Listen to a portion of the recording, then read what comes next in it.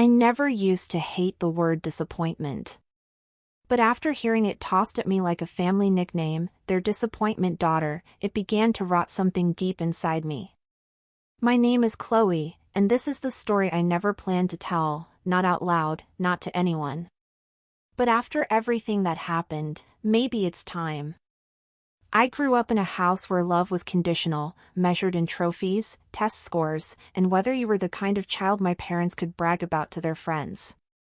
My older brother, Brandon, was the star, varsity athlete, straight-A student, future doctor.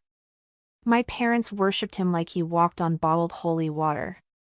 And me? I loved soil. I loved plants. I loved standing barefoot in the backyard with dirt under my nails and the sun heating the back of my neck. When I talked about soil microbiomes or vertical farming or the hydroponic rig I built from scrap, my mother would blink at me like I was speaking in coughs. Chloe, she'd sigh, why can't you be normal? Why can't you be more like your brother?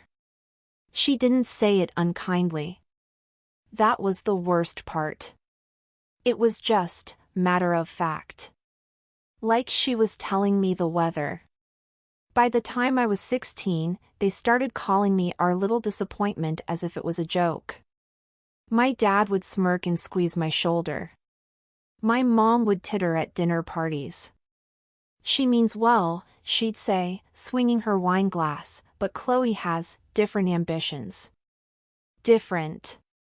That word still makes my jaw clench. When I turned 18, they sat me down at the kitchen table, my mother leaning forward like she was delivering a cancer diagnosis. Chloe, we're cutting off your college fund, she said. You don't even know what you want to do, my dad added. We're not wasting money. I knew what I wanted to do.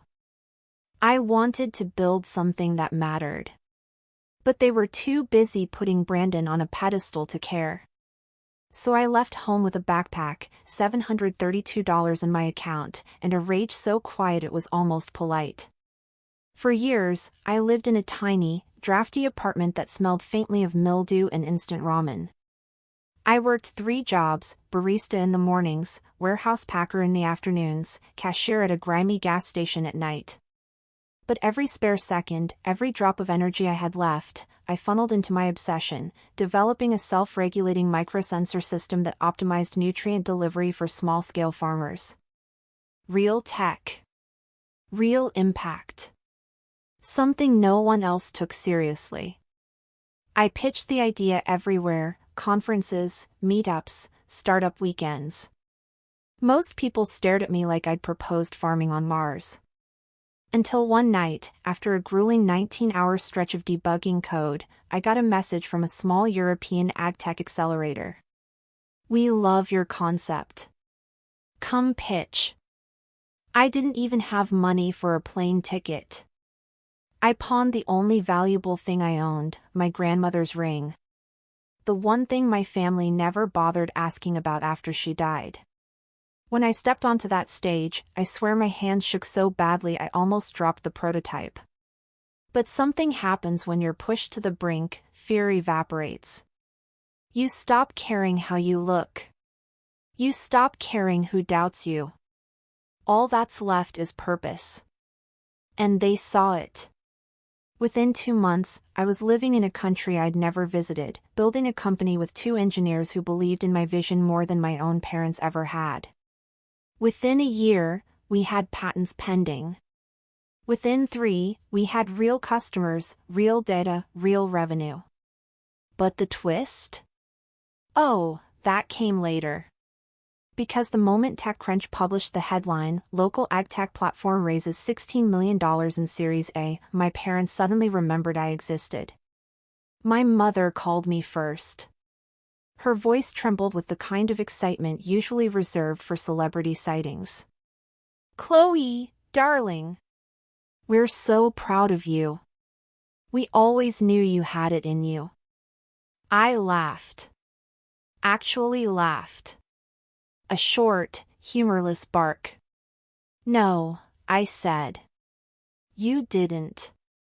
My father emailed me next, an invitation to a family celebration dinner. Brandon texted me a single line, "Congrats. Mom and Dad want you to invest in the clinic." They didn't want me. They wanted the money. I ignored them. 6 months later, a major global agricultural tech conglomerate made an offer, $8.5 million for my company's IP and system architecture. I accepted. I made sure every engineer, designer, and early supporter got a generous payout. People who built me up, not the ones who stepped on me. And then I executed the final part of my private revenge. I returned home for the first time in years. My parents had aged, lines on their faces deeper, eyes duller. Brandon was there too, dressed in clinical blue scrubs.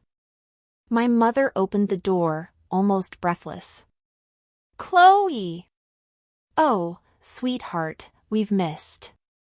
I held up a contract folder. "This," I said softly, "is what you wanted, right?" "Money?" Their eyes gleamed.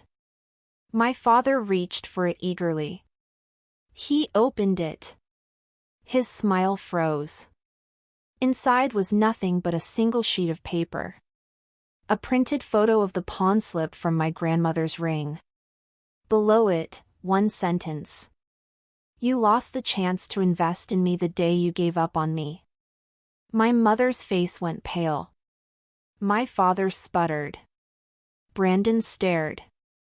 I tucked my hands into my coat pockets and stepped back. "You don't get to celebrate my success," I said. "You didn't earn that privilege." My mother reached out, tears in her eyes. "Chloe, please." I stepped away. "Goodbye." And I turned my back on the house, on all of them, for good. As I walked down the driveway, the air tasted cleaner than it ever had. Like freedom. Like justice. Like the quiet, exquisite triumph of no longer needing the people who once called me their disappointment daughter. Because I wasn't a disappointment. I was the storm they never saw coming. And as I walked away from that house for the last time, I realized something. Revenge isn't always loud. Sometimes it's the quiet decision to never let the people who broke you benefit from the person you fought to become. So if you're watching this and you've ever been underestimated, laughed at, or labeled a disappointment, remember my name.